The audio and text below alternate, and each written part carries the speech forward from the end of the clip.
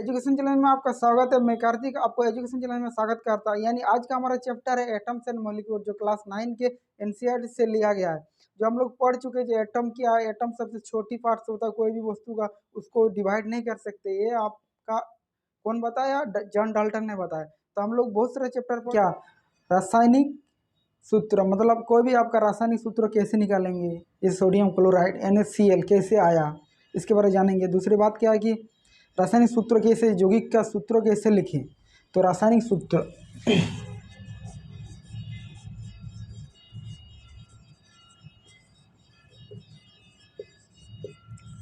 जैसे sodium chloride NaCl, NaCl कैसे आया सोडियम क्लोराइड।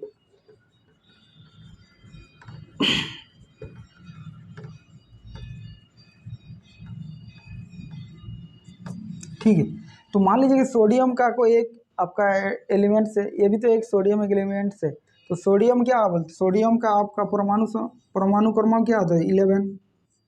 तो ये स्ट्रक्चर क्या होगा उसका जो बनने वाला है, ये 2,8,11, ये आपका आएगा 2 8 1। ये तो बनेगा सोडियम का, पहले 2 फिर 8 आपका, फिर आएगा 1। ठीक है, Cl का क्या 17, यानी 2,8,7, ये दोनों क्या। तो इसको जानने से पहले, सोडियम क्लोराइड का फॉर्मूला निकालने से पहले हमको क्या है, उसका संयोजन जानना है। संयोजन यानी उसका बाहरी कक्ष में इलेक्ट्रॉन की संख्या कितनी है। संयोजन मीन्स उसका बाहरी कक्ष में कोई भी आपका एटम ले लीजिए, उसका बाहरी कक्ष में कितना इलेक्ट्रॉन है, उस इलेक्ट्रॉन को ही संयोजन बोलते हैं। एंड संयोजकता दूसरा है, वो मतलब पूरा करने के लिए कितना इलेक्ट्रॉन ले रहा है, उसको बोलते हैं संयोजकता। तो हमारा ये जो संयोजन है कितना है, एक है, ये आपका संयोजन है, ये संयोजकता नहीं है। मीन्स क्या बोल रहा है कि ये मान लीजिए कोई एक एटम था सोडियम का, इसका बाहरी कक्ष में कितना इलेक्ट्रॉन है, एक इलेक्ट्रॉन है, प्रोटॉन प्लस न्यूट्रॉन अंदर में। ये पहले 2 आया, फिर 8 आया, फिर आपका 1 आया। 1 क्या है, 1 एक इलेक्ट्रॉन है, ये इसका संयोजन कितना है, 1 है। तो सेम इसी प्रकार का आपका जो आपका ये क्लोरीन है, ये भी आपका बाहरी कक्ष में कितना है, 7 है।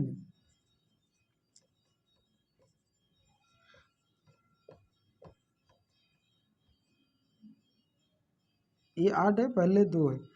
तो बोरबोरी मॉडल क्या होता है, पहले 2 भरेगा, पहला कक्ष भरेगा, फिर दूसरा कुछ, फिर तीसरा कक्ष भरेगा। ठीक है, तो पहले 2 आया, फिर बाद में 8 आया, और बाहरी कक्ष में 7 है। तो इसका संयोजन कितना है, संयोजन आपका 7 है। यानी बाहरी कक्ष में इलेक्ट्रॉन की संख्या कितनी है, उसी को संयोजन बोलते हैं। बाहरी कक्ष में कितना है, 7 है। आपका सोडियम का कितना है, ये संयोजन कितना होगा, आपका संयोजन कितना होगा इसका, 1 होगा। 1 क्यों होगा,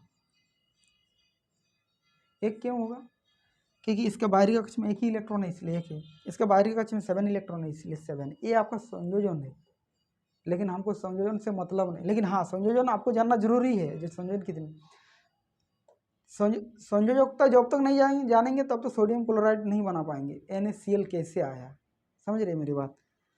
तो आप देख लीजिए संयोजन, अभी सोडियम का कितना था, सोडियम का 11 था, क्लोरीन का कितना है, 7 है। तो संयोजकता क्या होता है,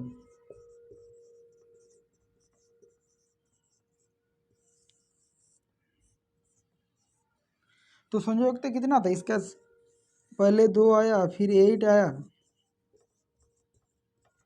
फिर इसका बाहरी कक्ष में 1 आया। तो एक जो इलेक्ट्रॉन है वो क्या करेगा, इसका ही संयोजकता है। 1 क्यों हुआ सर ऐसा, ठीक है। ये जो आपका क्लोरीन है 17, ये आपका 17 था, पहले कक्ष में 2, फिर बाहरी कक्ष में आपका 7 है, 7 आपका इलेक्ट्रॉन है। तो इसका ही संयोजकता, इसका संयोजकता 1 है, इसका भी संयोजकता 1 है, और इसका भी संयोजकता 1 है। कैसे हुआ ऐसा, ये तो 7 इलेक्ट्रॉन है बाहरी कक्ष में, तो संयोजकता 1 कैसे आया, यहाँ तो हम जान गए जी, हाँ चलो भाई संयुक्ता 1 है तो हम मान लें कि संयुक्ता 1 है, ये तो हम जान गए। चलो इलेक्ट्रॉन 1 है तो 1 मान लिया। यहाँ भी संयुक्ता 7, इलेक्ट्रॉन 7 है तो यहाँ संयुक्त कितना है, 7 होना चाहिए, तो 1 क्यों हुआ। बोरबोरी रोल बताती है कि अगर कोई भी इलेक्ट्रॉन होगा तो अस्थायी चाहता है। क्यों चाहता है कि हम बाहरी कक्ष में 8 इलेक्ट्रॉन आए, तो एक जो 7 इलेक्ट्रॉन था वो क्या करेगा, किसी को 7 दे देगा। 7 क्यों देगा, क्योंकि इसके एनर्जी लेवल जो है बहुत स्ट्रांग है। क्यों, 7 इलेक्ट्रॉन है और 7 किसी को देना अच्छा, मतलब 7 किसी को दे सकता है कि नहीं दे सकता। क्यों, इसका जो एनर्जी लेवल है बहुत स्ट्रांग है। क्यों, जो 7 इलेक्ट्रॉन है पूरा इसमें अट्रैक्ट करके रखा है पूरा, और जो इसका इसका जो एक इलेक्ट्रॉन है इसका एनर्जी लेवल बहुत कम है, किसी को दे सकता है, किसी को दे सकता है, किसी से ले नहीं सकते। क्यों, क्योंकि एक इलेक्ट्रॉन है। हाँ, इसके पास यदि ज़्यादा इलेक्ट्रॉन होता, ये 7 इलेक्ट्रॉन होता तो ये 7 इलेक्ट्रॉन किसी को देता नहीं, ये एक इलेक्ट्रॉन किसी से ग्रहण करता। तो ये इलेक्ट्रॉन क्या किया, ये 7 इलेक्ट्रॉन था, किसी से एक से लिया, किसी से एक से लिया, मतलब एक ले लिया, तो इसका अष्टक पूरा हो गया। तो अष्टक वो की रही स्टेबलाइज, मतलब ये अस्थाई हो गया। तो हर एटम चाहता है अपना स्थायी बनाने के लिए, समझ रहे, अष्टक पूरा करने। तो एक किससे लिया, ये सोडियम से लिया एक इलेक्ट्रॉन, तो एक इलेक्ट्रॉन ले लिया NaCl। तो यहाँ आपका कितना आया, संयुक्त 1 हुआ। क्यों हुआ, बोरबोरी रोल बताती है कि अगर कोई भी एटम्स के बाहर में, अगर बाहरी कक्ष में 1 2 3 4 1 2 3 4 और इलेक्ट्रॉन की संख्या 1 2 3 4 रहे, 1 2 3 4 रहे, तो वही उसका संयुक्त होगा। 1 2 3 4 किसी भी एटम के बाहरी कक्ष में अगर इलेक्ट्रॉन की संख्या 1 2 3 4 रही, जैसे sodium, magnesium G12, magnesium Mg12 है, यानी पहले आपका कितना आएगा 2, फिर 8 आएगा, यानी कितना आएगा 2,8,2। तो इसका संयुक्त कितना आएगा, संयुक्त मैग्नीशियम का Mg, मैग्नीशियम का 2 आएगा। क्यों, बोरबोरी रोल बताती है कि अगर किसी भी एटम के आपको बाहरी कक्ष में इलेक्ट्रॉन की संख्या 1 2 3 4 रहे तो उसका संयोजकता वही बनेगी। लेकिन आपका जिसके कक्ष में 5 6 7 और 8 तो रहेगा तो इनर्ट बन जाएगा, और क्रियो गैस, नोबल गैस कहा जाएगा, इनर्ट बन जाए। तो 5 6 7 रहे तो क्या होगा उसका, ये तो रूल बता दिया है, ये वही होगा। लेकिन ये क्या बोला, ये बोल रहा कि 8 से इसको माइनस करना। अगर 7 है तो 7 से माइनस करो तो 1 हुआ है आपका।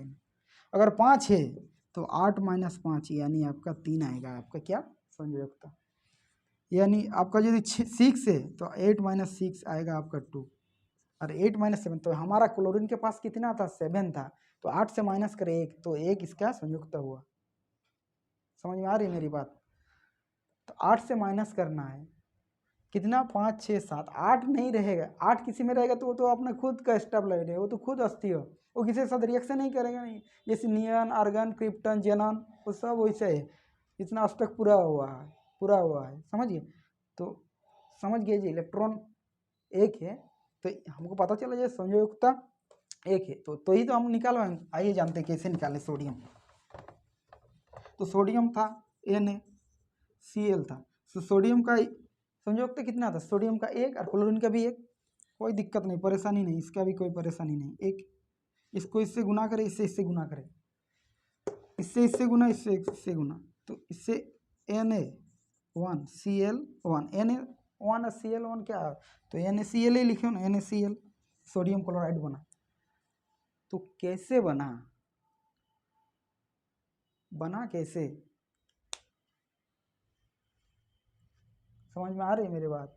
तो इस प्रकार का बना, रटो मत, रटोगे तो क्या, magnesium chloride, magnesium Mg, magnesium का कितना होता है 12, तो 2,8,2, तो आपका 2 होगा। क्लोरीन का, मैग्नीशियम क्लोराइड Cl, क्लोराइड का कितना है 1, 2 मैग्नीशियम 12 होता है, 2 8 2 यानी 12। तो हम क्या बोला 1 2 3 4 तक रहेगा तो वही उसका संयुक्ता होगा। तो इसका 2 है तो 2 ही 1, तो इससे गुना करो, इससे गुना, Mg Cl2 मैग्नीशियम क्लोराइड, तो MgCl2, ये Cl2 कोई ये नहीं है, कहाँ से आया कैसे आया, ये तो देख लिया, इससे गुना किया इससे गुना किया, और 2 कहाँ से आया, 2 तो ये तो मैग्नीशियम का संयुक्ता है। समझ में आ रही है मेरी बात? तो ये आपका समझ में आ गया, ठीक है। फिर हमारा परमाणुकता क्या है, परमाणुकता यानी परमाणुकता क्या है, और किसी अणु के संरचना होने के लिए प्रयुक्त होने वाले एटम की संख्या, मतलब कितना एटम उसमें जोड़ रहा है। मान लीजिए कोई आपका अणु है, कोई मॉलिक्यूल से मीन्स क्या, मान लीजिए कि कोई O2 था, यहाँ पे O2, ये भी तो कोई एक अणु है, यानी ये एक आपका अणु है, यानी एक मॉलिक्यूल्स है, ये आपका अणु है यानी मॉलिक्यूल्स। ये तो किसी मतलब डिफाइन क्या बताता है, क्या बोले, किसी अणु के संरचना में प्रयुक्त होने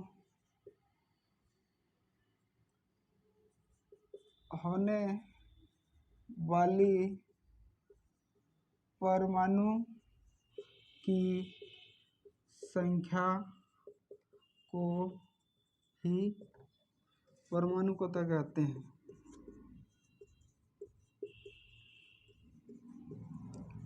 यानी क्या बोल रहा है, किसी परमाणु के संरचना में प्रयुक्त होने वाले परमाणु की संरचना को ही परमाणुकता कहते हैं। यानी मान लीजिए कि ये ऑक्सीजन था O2, यानी ये अणु है और इसमें प्रयुक्त होने वाली परमाणु की संख्या, परमाणु इसमें कितना, ऑक्सीजन का परमाणु का 2 है, तो इसी को बोल रहा है परमाणुकता। यानी O2 अगर मान लीजिए कि हाइड्रो H2 है, ये भी परमाणुकता, मतलब इसका डिफिनेशन क्या है, किसी अणु, मान लीजिए हाइड्रोजन अणु है, ये एटम है, इसमें कितना परमाणु की संख्या, परमाणु संख्या 2 है। हम बता सकते हैं 2 एटम मिलके हाइड्रोजन बना है और 2 एटम मिलके ऑक्सीजन बना है। तो हम परमाणु का डिफिनेशन क्या होता है, किसी अणु के संरचना में होने वाले परमाणु की संख्या को परमाणुकता कहते हैं। अगर इसमें 2 परमाणु रहे, यानी किसी अणु में परमाणु की संख्या 2 रहे, किसी अणु में परमाणु की संख्या 2 रहे, तो हम लोग द्विपरमाणु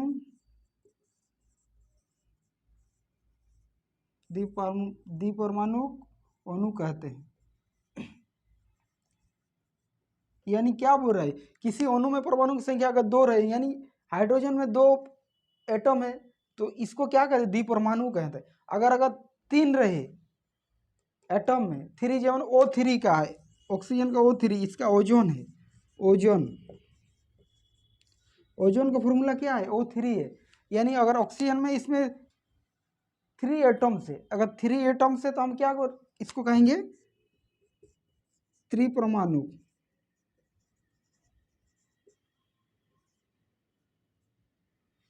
त्रिपरमाणु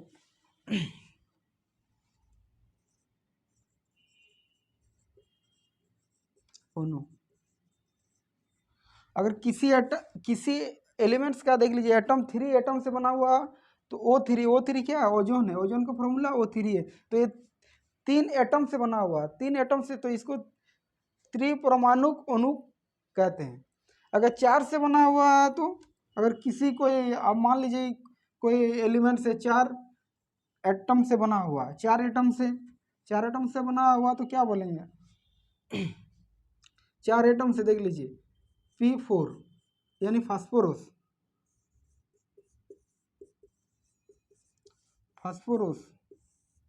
ये आपका 4 एटम से बना हुआ है, तो इसको हम क्या बोलेंगे, चतुर्थ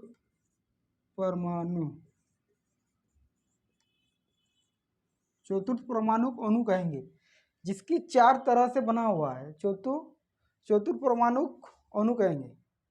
4 प्रकार का, 4 एटम से बना हुआ। अगर 4 से ज़्यादा से बना हुआ, अगर कोई एलिमेंट्स, कोई एटम 4 से ज़्यादा आपका परमाणु संख्या से बना हुआ, 4 से भी अधिक, तो हम उसको क्या बोलेंगे, बहुपरमाणु अणु कहेंगे। यानी हम लोग अगर 2 रहे तो द्विपरमाणु, 3 रहे, अगर किसी एटम में 3 परमाणु की संख्या रही है तो त्रिपरमाणु कहेंगे, अगर 4 रहे तो आपको चतुर्परमाणु कहेंगे, और उससे ज़्यादा रहे तो बहुपरमाणु कहेंगे। जैसे सल्फर S8 होता है, S8 बहुपरमाणु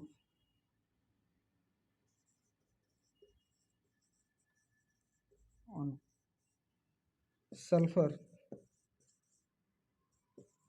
सल्फर का क्या है, बहुपरमाणु, ये 8 एटम से बना हुआ, 8 एटम से बना हुआ है, इसलिए इसको बहुपरमाणु कहते हैं। अगर 4 से भी ज़्यादा है तो बहुपरमाणु कहेंगे। ठीक है, तो हम लोग क्या परमाणु को तो यानी किसी भी अणु की संरचना में प्रयुक्त होने वाले परमाणु की संख्या को क्या कहेंगे,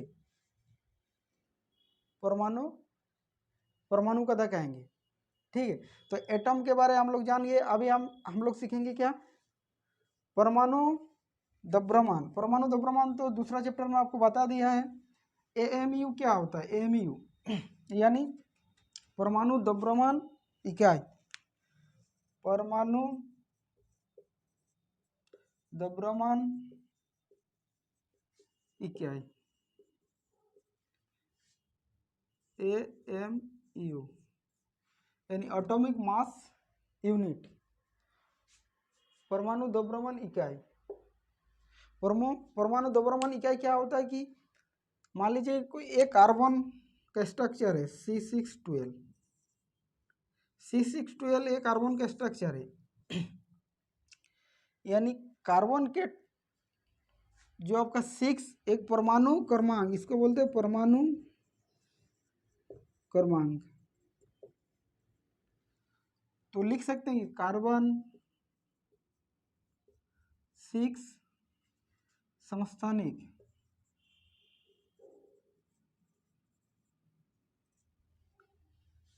समस्थानिक के परमाणु द्रव्यमान के 1/12 भाग को ही परमाणु द्रव्यमान इकाई कहते हैं।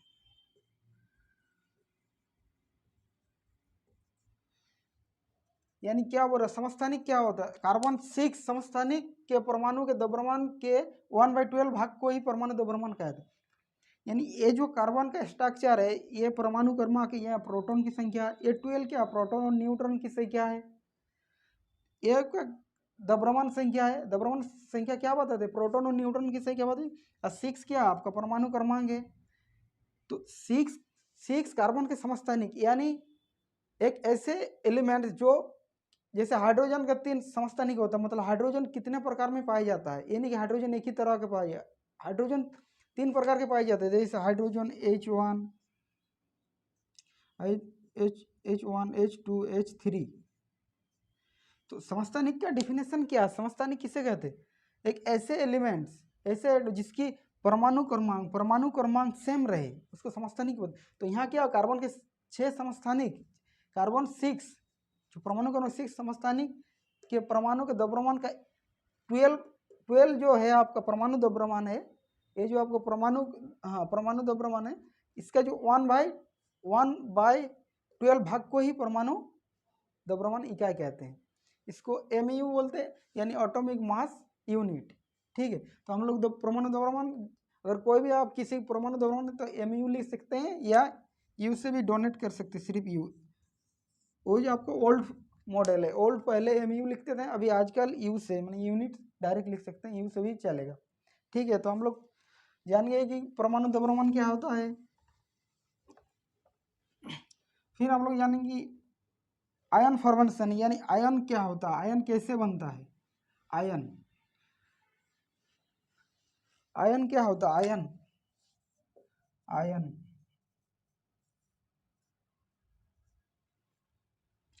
देखिए आयन कैसे बनेगा।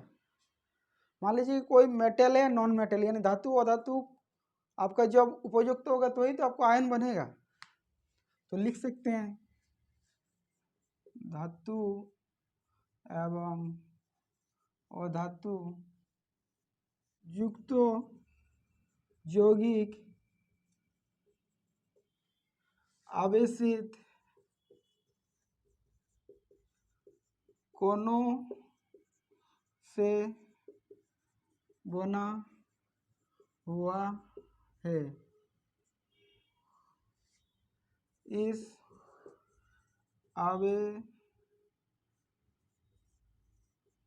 आवेशित यौगिक को आयन कहते हैं। यानी आयन क्या है? धातु एवं अधातु युक्त यौगिक आवेशित कोनों से बना हुआ है, इस आवेशित यौगिक को आयन कहते हैं। कैसे हम लोग जानेंगे? NaCl, NaCl, Na क्या है? एक धातु है, वो Cl क्या है? एक अधातु है। तो Na पॉजिटिव चार्ज और Cl नेगेटिव चार्ज कैसे आता है ये हम लोग जानेंगे। आयन क्या है? धातु एवं युक्त यौगिक आवेशित कोनों से बना हुआ है, इस आवेशित कोनों को आयन कहते हैं। यानी Na सोडियम क्लोराइड, ये आपका केमिकल फॉर्मूला है। तो सोडियम धातु है, क्लोरीन अधातु है। कैसे जानेंगे? ये क्लोरीन Cl जो है आपका अधातु है। Na सोडियम कैसे जानेंगे? ये धातु है। तो Na पॉजिटिव बनाया, Cl आपका नेगेटिव बनाया। तो आयन कैसे बनाते हैं आइए जानते हैं। आयन का फॉर्मेशन,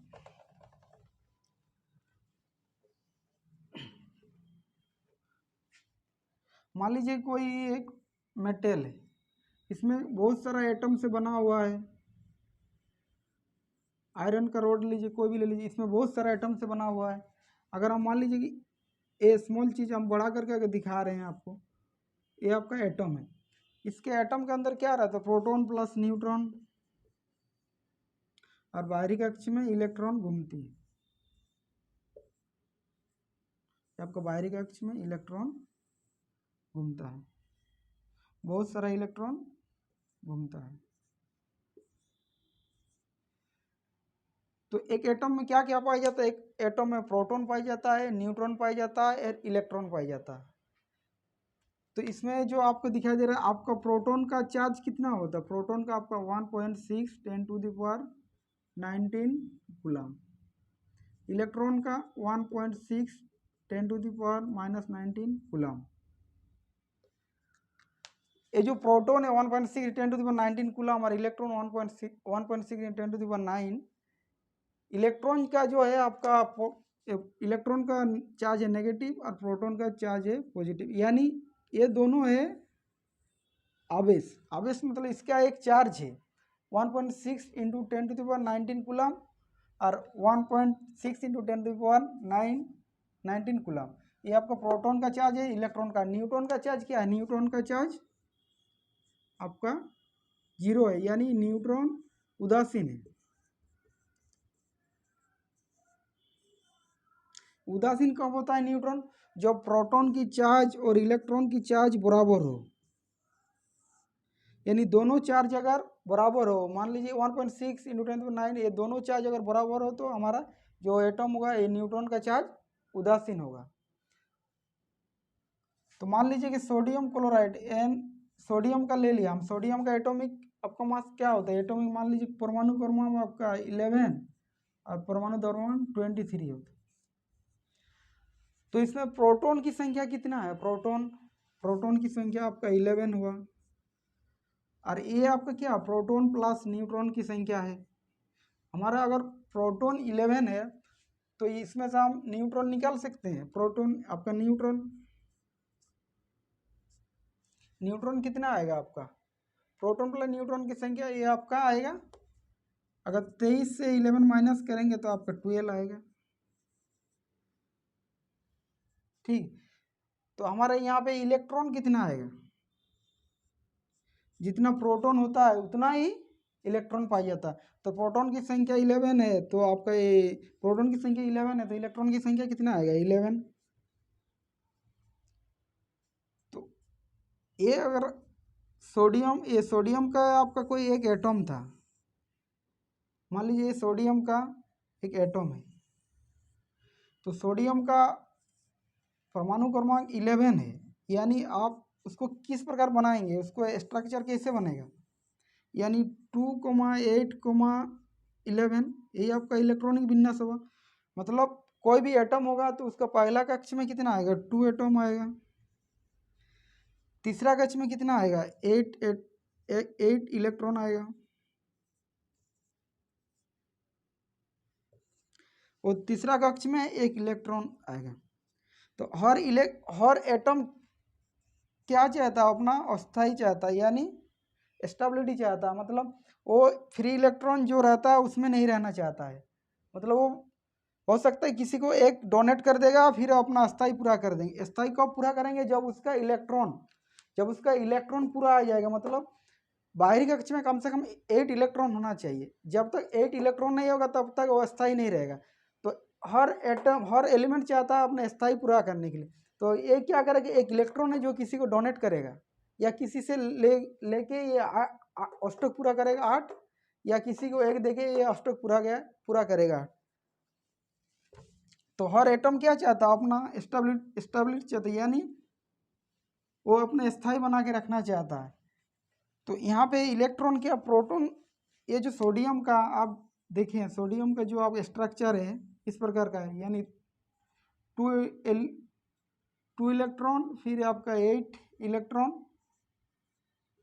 एंड बाहरी कक्ष में 1 इलेक्ट्रॉन है। तो बोरबोरी मॉडल्स क्या बोलता है, बोरबोरी मॉडल्स बताते कि कोई भी अगर एटम होगा उसका बाहरी कक्ष में 8 इलेक्ट्रॉन होना चाहिए, तो ही वो स्टेबलाइज मतलब स्थायी होगा। जब तक वो नहीं रहेगा, मतलब 1 इलेक्ट्रॉन को अगर हर एलिमेंट चाहता है तो ये क्या करेगा, एक किसी को दे देगा। तो हम अगर एक किसी, पहले हमारा प्रोटॉन की संख्या कितना था, 11 था, अभी न्यूट्रॉन की संख्या कितना है, 12, एन इलेक्ट्रॉन की संख्या 11 है। तो सोडियम का जो था एन है 11, तो ये आप क्या था, प्रोटॉन की संख्या था। न्यूट्रॉन की संख्या कैसे पता चला, न्यूट्रॉन की संख्या ये आपका प्रोटॉन प्लस न्यूट्रॉन की संख्या है। अगर हमको प्रोटॉन पता है तो इसमें 23 से 11 अगर माइनस करेंगे तो 12 निकल जाएगा। और इलेक्ट्रॉन हमारा तो कितना, जितना प्रोटॉन रहता है उतना ही इलेक्ट्रॉन पाया जाता है, यानी जितना प्रोटॉन उतना ही इलेक्ट्रॉन पाया जाता है। तो हमारे पास क्या है, इतना इलेक्ट्रॉन है। तो ये क्या करेगा, एक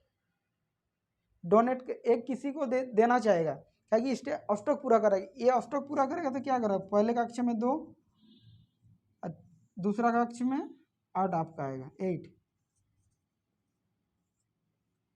तो 8 आया, मतलब ये एटम जो एलिमेंट से अस्थाई हुआ। कैसे हुआ ना, एक इलेक्ट्रॉन को किसी को दे दिया, तो मान लीजिए, और इलेक्ट्रॉन दे दिया, पहले इलेक्ट्रॉन कितना था आपका, 11 था। तो हमारा अभी कितना आ गया, प्रोटॉन कितना रहेगा, 11। आपका न्यूट्रॉन कितना है, न्यूट्रॉन भी आपका, न्यूट्रॉन को छोड़ दीजिए, न्यूट्रॉन मत लिखिए, न्यूट्रॉन नहीं लिखने चल। तो हमारा कितना है अभी, प्रोटॉन 11 है, इलेक्ट्रॉन कितना, एक इलेक्ट्रॉन किसी को दे दिया, यानी 10 हुआ। तो किसी को देना मतलब पहले कितना था, 11 था, फिर यहाँ पे 11 था, तो किसी को एक इलेक्ट्रॉन दे दिया, मतलब आपका इलेक्ट्रॉन की संख्या 10 हुआ। अगर किसी को देते हैं तो हमारे यहाँ पे प्रोटॉन की संख्या ज़्यादा हो रहा है, तो जहाँ प्रोटॉन की संख्या ज़्यादा होगा वहाँ चार्ज होगा पॉजिटिव। समझ में आ रही है, मतलब जहाँ प्रोटॉन की संख्या ज़्यादा होगा वहाँ पॉजिटिव चार्ज होगा। मतलब पहले था आपका 10, पहले 11 था, एक किसी को दे दिया तो 10 हुआ। तो एक दे देना मतलब प्रोटॉन के चार्ज जो है वो ज़्यादा है, अभी से प्रोटॉन 11 है और इलेक्ट्रॉन 10 है, तो इसमें किसमें ज़्यादा आपका चार्ज है, चार्ज आपका प्रोटॉन का चार्ज है। तो प्रोटॉन का चार्ज आपका ज़्यादा है, प्रोटॉन का चार्ज ज़्यादा है तो पॉजिटिव चार्ज होगा, और इसी को हम लोग क्या कहेंगे, धनायन।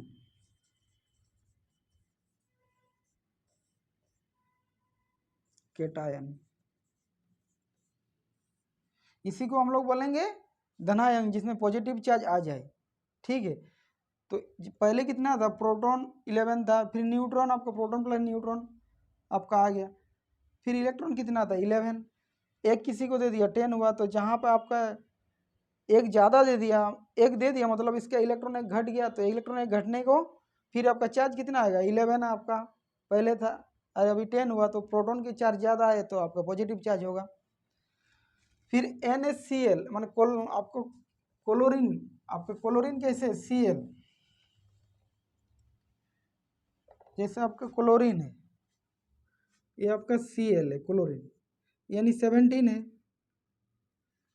ये आपका 23 है, ये आपका क्लोरीन क्या है 17 है, यानी इसकी इलेक्ट्रॉन विन्यास क्या है 2,8,7। ये जो एटॉम है इसका बाहरी कक्ष में कितना आएगा, ये मान लीजिए ये क्लोरीन का एटॉम है, ठीक है। एक प्रोटॉन प्लस न्यूट्रॉन, पहला कक्ष में कितना आएगा आपका 2 आएगा, दूसरा कक्ष में 8, यानी तीसरा कक्ष में कितना आएगा 7।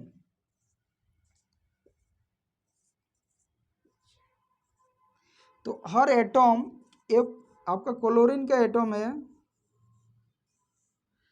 हर एटम क्या चाहता है, हर एलिमेंट्स क्या चाहता है अपना स्थायी पूरा करने के लिए, तो ये क्या करेगा 7 है, तो 7 है तो किसी को ये क्या करेगा, किसी से लेना चाहेगा या किसी को देना चाहेगा। 7 है मतलब इसके पास एक और एटम आ जाएगा तो इसका मतलब अष्टक पूरा हो जाएगा। तो ये 7 है तो किसी से एक से लेगा, तो यहाँ सोडियम था तो सोडियम से अगर एक ले लेता तो इसका अष्टक पूरा हो जाता क्लोरीन का, और इसका भी अष्टक पूरा हो जाएगा, काहे कि ये इसका बाहरी वाला भाग ये हट जाएगा, ये बाहरी वाला भाग जो इलेक्ट्रॉन का है इसका ये हट जाएगा, तो ये भी, ये जो एलिमेंट्स है, ये जो एटम है यही अपना अष्टक पूरा कर लेगा, और क्लोरीन भी एक अष्टक ये आपका पूरा कर लेगा। तो एक कहाँ से लिया, सोडियम से लिया, सोडियम से एक इलेक्ट्रॉन लिया, तो इस, तो पहले कितना था प्रोटॉन था आपका 17, तो जितना प्रोटॉन होता है उतना ही इलेक्ट्रॉन होता है, तो हमारा कितना है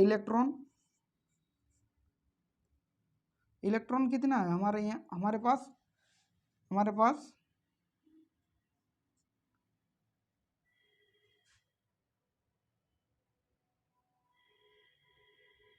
जितना प्रोटॉन होता है उतना ही इलेक्ट्रॉन, हमारे पास पहले कितना, जहाँ प्रोटॉन उतना ही रहेगा यानी 17। तो यहाँ से एक आपका जुड़ जाएगा, मतलब एक ले लिया पहले, ये आपका पहले का था, बाद में कितना आया, बाद में आपका प्रोटॉन आया 17 और इलेक्ट्रॉन कितना आया हमारा एक आ गया, मतलब ये जो एटम था आपका सोडियम का, सोडियम से एक एटम आ गया, मतलब पहले 17 था अभी 18 आ गया। तो इसमें जो चार्ज आया, ये जो चार्ज आप देख रहे हैं, पहले कितना था 17 था, और पहले 17 प्रोटॉन था और पहले भी 17 इलेक्ट्रॉन था, लेकिन बाद में कितना आया, बाद में आपका प्रोटॉन की संख्या 17 ही रहा, लेकिन इलेक्ट्रॉन कितना आया, इलेक्ट्रॉन आया 7 था, एक आ गया, मतलब टोटल कितना हुआ, टोटल आपका 18 हुआ, मैंने 17 था 18 हुआ। तो ये जो आपका 17 बड़ा है कि 18 बड़ा है, तो 18 बड़ा है तो इलेक्ट्रॉन का चार्ज ज़्यादा है यहाँ, तो यहाँ पे हमारा माइनस चार्ज आएगा, इसी को हम लोग क्या बोलते हैं एनायन, इसको बोलते हैं ऋण आयन। तो हम लोग सीख गए कि आयन कैसे बनता है।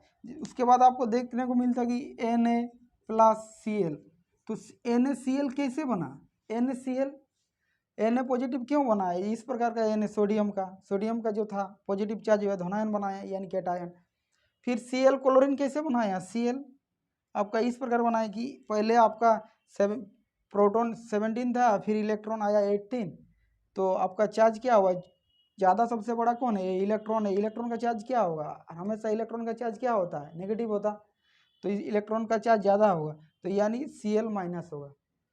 अगर इसमें एक इलेक्ट्रॉन इससे लिया, अगर 2 इलेक्ट्रॉन लेगा तो आपका Na+2 आएगा, अगर इसमें 2 इलेक्ट्रॉन इसको दे दिया तो Cl-2 होगा, मतलब जितना वो इलेक्ट्रॉन किसी को डोनेट करेगा, किसी को शेयर करेगा अष्टक पूरा करने के लिए, तो आपका चार्ज भी उतना ज़्यादा बढ़ेगा। तो कितना हो NaCl, इसलिए Na के ऊपर आपको पॉजिटिव चार्ज आता है, Cl को ऊपर इसका माइनस चार्ज आता है। तो आयन फॉर्मेशन में जान लें, इसको क्या बोलते हैं, धनायन बोलते हैं, पॉजिटिव चार्ज को धनायन। अगर धनायन चार्ज आ जाए हमारा, तो धनायन चार्ज कब आएगा, जब इसका इलेक्ट्रॉन की संख्या पहले आपका ज़्यादा, तो प्रोटॉन की संख्या ज़्यादा है यानी इलेक्ट्रॉन की संख्या कम है, तो आपका पॉजिटिव चार्ज आए। यहाँ पे इलेक्ट्रॉन की संख्या ज़्यादा है और प्रोटॉन की संख्या कम है, यानी यहाँ पे चार्ज जो हमारा है इलेक्ट्रॉन का चार्ज ज़्यादा है, तो इलेक्ट्रॉन का चार्ज क्या होता है, नेगेटिव होता है। नेगेटिव चार्ज ज़्यादा होगा तो आपका ऋण आयन बनाएगा। तो हम लोग जान गए कि आयन क्या होता है, आयन कैसे बनता है।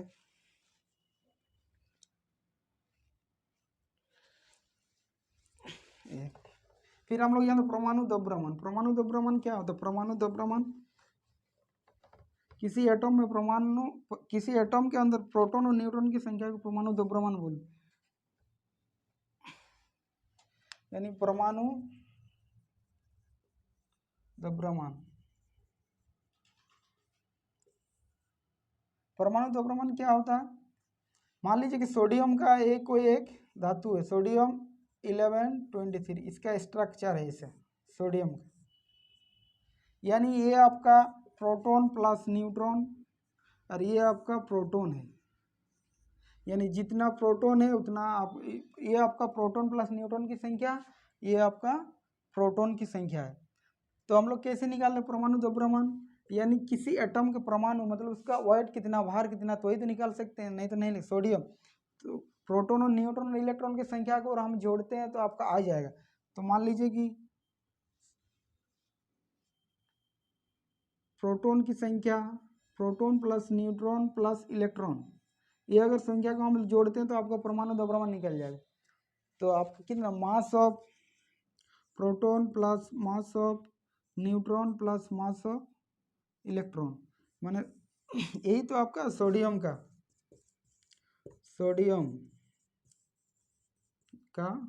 मास, mass of proton, mass of neutron and mass of electron. तो आपका द्रव्यमान प्रोटॉन का चार्ज कितना होगा, 1.67 इंटू 10⁻⁷ kg, और आपका न्यूट्रॉन का भी 1.67 10⁻⁻27 kg, और जो इलेक्ट्रॉन का आपका 9.3 इंटू 10⁻31 kg होता। तो हम लोग मान सकते हैं कि प्रोटॉन का जो संख्या है, प्रोटॉन का मास है, ये आपका मास है यानी द्रव्यमान, ये आपका प्रोटॉन का मास है, न्यूट्रॉन का मास है, इलेक्ट्रॉन का मास, ठीक है। तो इसमें हम जोड़ेंगे तो आपका कितना आएगा, मास of proton mass of neutron. तो यहाँ पे आप देख रहे हैं प्रोटॉन कितना है आपका, प्रोटॉन है आपका 11, यानी प्रोटॉन है आपका 11, न्यूट्रॉन कितना, प्रोटॉन प्लस न्यूट्रॉन अगर है 11 तो आपका न्यूट्रॉन कितना आएगा, 12 आएगा। तो इलेक्ट्रॉन कितना होगा, जितना प्रोटॉन रहता है उतना इलेक्ट्रॉन रहता है, तो 11। तो अगर हम जोड़ते हैं इसमें प्रोटॉन मतलब आपका आएगा 11 मास ऑफ प्रोटॉन प्लस आपका neutron 12 mass of neutron plus electron 11 mass of electron. तो इलेक्ट्रॉन मास ऑफ इलेक्ट्रॉन मतलब इसलिए इसको हम नेगलेक्ट मानते हैं, क्योंकि इससे 1836 गुना ज़्यादा, इसलिए इसको हम लोग नहीं लिखते हैं। और 9.3 जो है इसका जो मास, इससे मास से 1836 गुना ज़्यादा है, इसलिए इस मास को हम लोग नेगलेक्ट मानते हैं। तो 11 मास of proton plus 12 mass of neutron. Mass of neutron इसका दोनों का मान सेम ही रहता है, 1-2 कम बेसी है ज़्यादा, इसलिए इसको हम लोग क्या लिखते हैं, सेम लिखते हैं। तो आपका 23 मास ऑफ प्रोटॉन, एक मास ऑफ प्रोटॉन कितना होता है 23 इंटू 1.73 इंटू 10⁻⁻27 kg, यही होता है। इसको हम लोग AMU लिखते हैं, AMU, इसलिए आपका 23 AMU होगा। 23 AMU क्या है, इसका मास है 23 MU, क्या परमाणु सोडियम का 23 MU। 23 MU इसलिए मैं आपको परमाणु द्रव्यमान बताया, क्यों, ताकि मोलर मास निकलना, मोलर मास निकलने से पहले आपको ये आपका परमाणु द्रव्यमान जानना जरूरी है। जब तक परमाणु द्रव्यमान नहीं जानेंगे उसका मोलर मास नहीं निकल सकते हैं। तो मोलर मास निकालने के लिए हम लोग परमाणु द्रव्यमान निकाला 23 MU। 23 MU मीन्स अगर मान लीजिए ऑक्सीजन वो 16 है तो इसका कितना हुआ 16 AMU, आपका हीलियम है, हीलियम का 4 है, यानी 4 AMU। तो हम लोग बोल सकते हैं कि ये जो आपका ऊपर वाला संख्या प्रोटॉन प्लस न्यूट्रॉन का संख्या को ही परमाणु द्रव्यमान का, मतलब हम लोग इतना नहीं लिखना पड़ेगा, हम लोग जानने के लिए हम लिखे, नहीं तो ना आप डायरेक्ट कर सकते हैं। सोडियम का हुआ, ऑक्सीजन का हुआ, नाइट्रोजन 7, नाइट्रोजन N से 7 14, तो इसका ही 14 आपका AMU होगा, 14 AMU। तो आपको परमाणु द्रव्यमान निकालने में कोई प्रॉब्लम नहीं है। जैसे ऑक्सीजन का हुआ, ऑक्सीजन का आपका 16 है, नाइट्रोजन का आपका 14 है, फिर आपका सोडियम 23, हीलियम 4, कैल्शियम 40, इस प्रकार का आपको देखने को मिलेगा परमाणु द्रव्यमान। तो परमाणु द्रव्यमान जब तक हम लोग नहीं निकाल पाएंगे तब तक हम लोग परमाणु द्रव्यमान जब तक नहीं निकाल पाते हैं तब तक हम लोग नहीं निकाल पाएंगे मोलार मास। मोलार मास क्या होता है, यानी molar mass, molar mass, molar mass यानी मोलार मास। मोलार मास क्या होता है, हमारा जो निकला यहाँ पे 23 MU, यानी 23 MU यहाँ पे लिख सकते हैं आप। सोडियम का मान लीजिए, सोडियम का हम निकाल रहे हैं मोलार मास, तो सोडियम का मास हमारा कितना निकला, मास द्रव्यमान संख्या 23 निकला, 23 AMU। तो मोलार मास निकालने से पहले आपको जानना होगा कि मान लीजिए कि 1 दर्जन है, 1 दर्जन मीन्स कितना आपका बनाना आएगा, 12 बनाना आएगा। 1 पेयर, 1 पेयर यानी 2 पीसेस, ये आप तो जानते ही होंगे। 1 दर्जन मतलब 12 पीसेस एंड 1 पेयर मतलब 2 पीसेस, यानी 1 मोल आपका मोलर मास निकालना, तो 1 मोल का भी संख्या हुआ है, उस मोल का क्या होगा क्वांटिटी, ठीक है। तो 1 दर्जन मतलब 12 पीस और 1 पेयर मतलब 2 पीसेस, तो 1 मोल बराबर कितना होता है, 1 मोल 6.023 इन 10 टू द पावर 3 आपका, ये आपका इसका मान है, यानी 1 मोल बराबर इतना आपका संख्या होता है, 1 मोल संख्या बराबर, इसी को बोलते हैं अवोगाद्रो संख्या।